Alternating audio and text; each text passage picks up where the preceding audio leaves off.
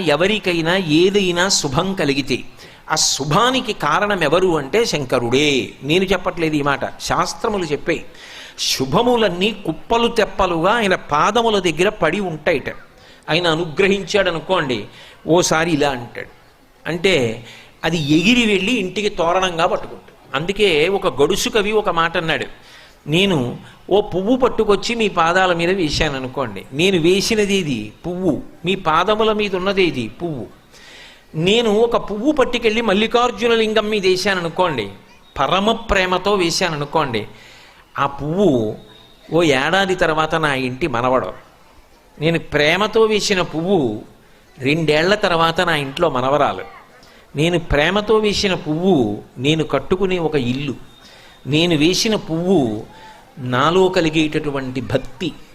నేను వేసిన పువ్వు ఏ వయస్సులో నాకు రావాలో ఆ వయసులో